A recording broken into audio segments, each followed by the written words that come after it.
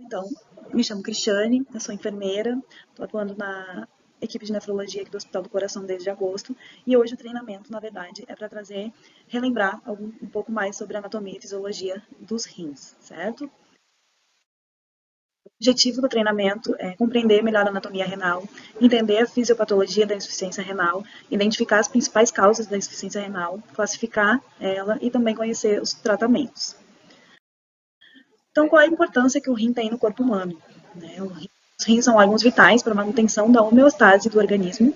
Eles fazem parte do nosso sistema excretor, do nosso sistema urinário, desempenham funções essenciais que vão além da produção da urina, certo? Se localizam na porção posterior do abdômen e formam o sistema excretor, como eu falei antes, compondo por mais dois uretérios, a bexiga e a uretra.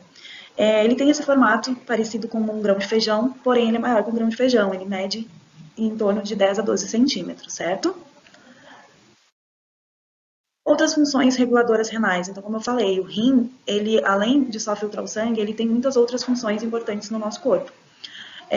Participam também da regulação dos eletrólitos, do equilíbrio hidroeletrolítico, regulação do volume de plasma e da pressão arterial, e com isso, o controle hídrico do nosso corpo. Regulam também os níveis de pH plasmático, mantendo o equilíbrio ácido-básico. Ele tem uma função muito importante, uma função endócrina, na produção de hormônios, como a eritropoetina, que vai estimular lá na medula óssea a produção de hemácias, e também a produção da renina, onde vai fazer parte do renina, angiotensina, aldosterona, no controle do sódio, e com isso também fazendo o balanço hídrico, certo? Responsável também pela ativação da vitamina D, manutenção dos nossos ossos, pelo controle da concentração de cálcio e fósforo do corpo. E, além disso, na regulação da concentração dos produtos do metabolismo celular. Para falar mais específico sobre essa função, tem um vídeo que eu vou mostrar para vocês. Outra função dos nossos rins é que eles também regulam a concentração de produtos do nosso metabolismo celular. Conforme as nossas células elas vão funcionando, elas produzem resíduos que precisam ser eliminados do nosso organismo na mesma proporção em que eles são produzidos, porque geralmente esses resíduos acabam sendo tóxicos para o nosso corpo se eles ficarem em excesso lá dentro. As nossas células, por exemplo, produzem catabólitos nitrogenados, que são substâncias produzidas como resultado do metabolismo das proteínas. Os aminoácidos que compõem as proteínas do nosso corpo, eles possuem ali na sua composição química aquilo que a gente chama de grupo amina. E esse grupo, aliás, possui um nitrogênio na sua composição. E é por isso que quando eles são metabolizados, né, eles geram resíduos que são chamados de resíduos nitrogenados. Os principais resíduos nitrogenados produzidos pelas nossas células são a amônia e o ácido úrico. Você já deve ter ouvido falar. A amônia, ela é extremamente tóxica para o nosso corpo. Então, ele, né, o corpo de forma extremamente inteligente, trata de transformar lá no fígado a amônia em ureia. Isso acontece através de uma sequência de reações químicas que a gente chama de ciclo da ureia e a gente não vai entrar em tantos detalhes aqui nessa aula. Outro composto nitrogenado importante que o nosso corpo produz é a creatinina. Você já deve ter ouvido falar em fazer exame de creatinina para avaliar a função dos rins, né? A creatinina, gente, ela é formada a partir da degradação da creatina muscular. E olha só que interessante, ela é produzida e eliminada pelo nosso corpo de forma mais ou menos constante. Isso quando os rins estão saudáveis. E por isso ela é utilizada como um dos parâmetros para avaliar a função renal, se os nossos rins estão funcionando. Então, aqui a gente traz as principais estruturas do rim. Para a gente entender como ele funciona, se faz necessário a gente entender as estruturas que compõem o nosso rim, certo? Então, aqui na parte mais externa, nós temos a camada protetora do rim.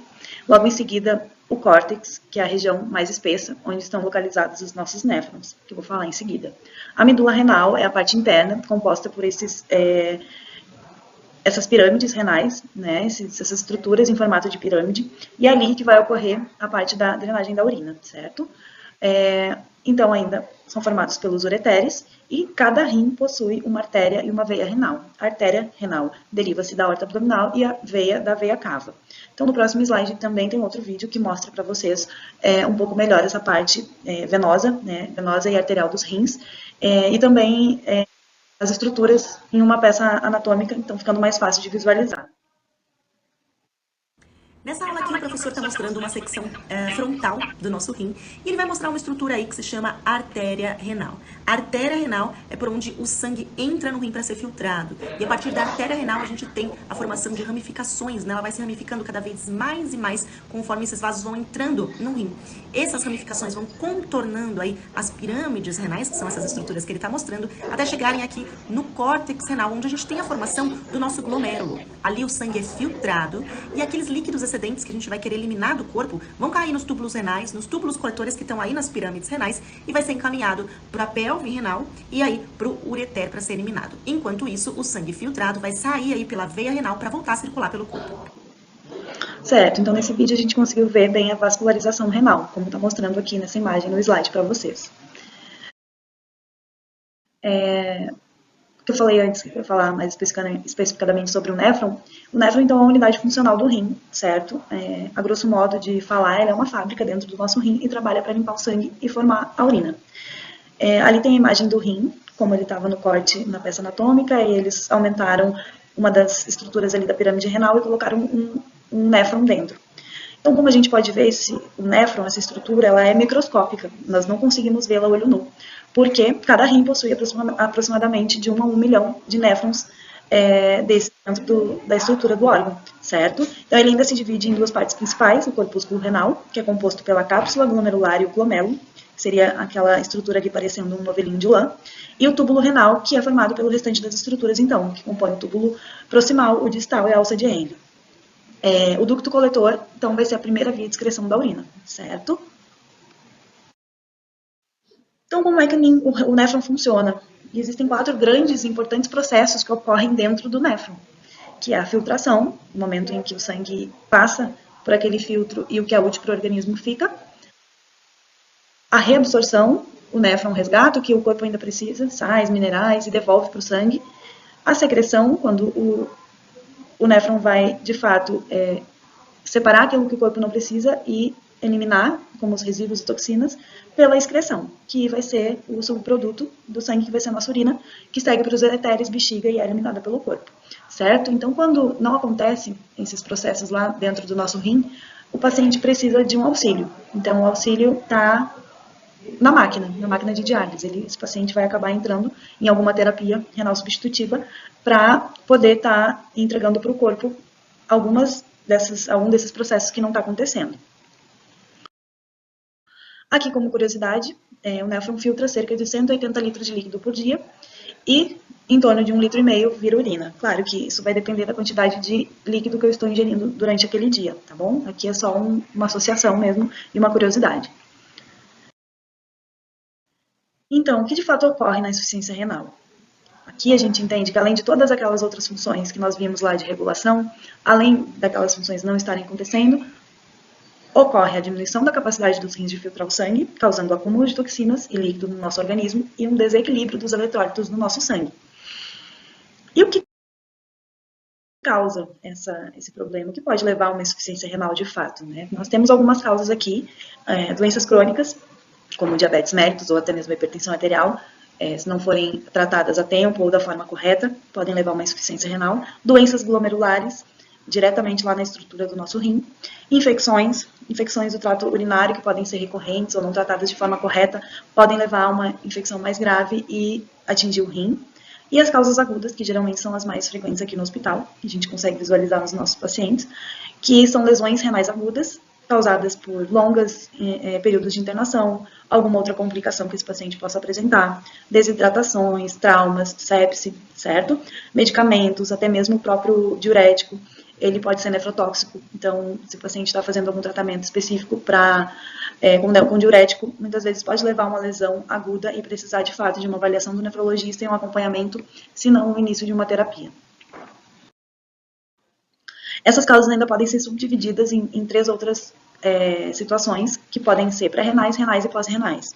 Nas causas pré-renais, são associadas sempre a uma baixa perfusão do nosso rim, sem dano estrutural direto no órgão, certo? Essas causas pré-renais podem ser de vários modos ali, por uma hipovolemia, pode ser por uma insuficiência cardíaca, onde, de fato, o rim vai estar com uma baixa perfusão, certo? As causas renais, a gente ainda entende, e o resultado é de um dano específico no órgão, específico lá nas estruturas que a gente viu que tem no nosso rim, nos glomérulos, nos túbulos, certo? E ainda as pós-renais, que são resultados de obstrução do fluxo urinário ocorrendo do ureter até o uretra, ou seja, no pós-renal, né?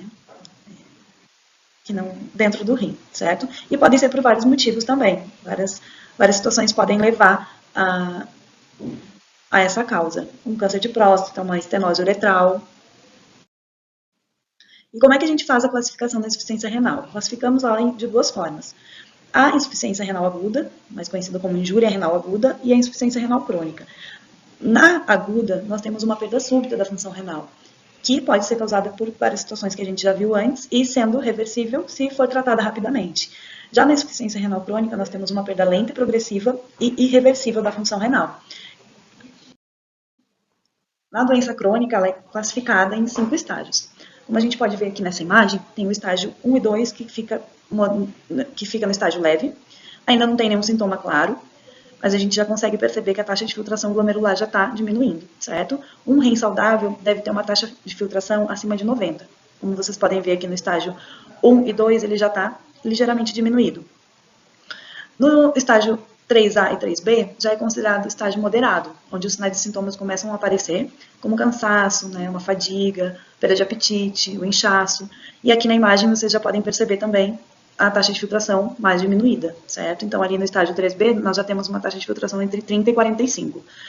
No estágio 4 e 5, já está um estágio mais severo, certo? Onde os sinais e sintomas estão bem específicos e bem claros, são visíveis. O hálito do paciente já fica urêmico.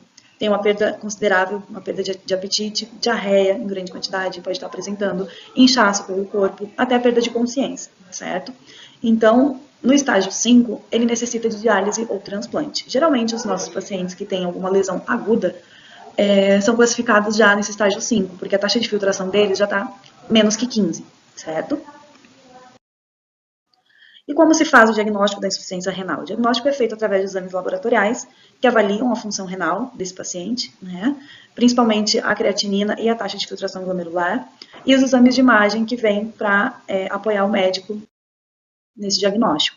Aqui são alguns exemplos de outros exames. E, de novo, relembrando que o indicador primário da função renal é sempre a elevação da creatinina, juntamente com a diminuição da taxa de filtração glomerular. Certo, gente?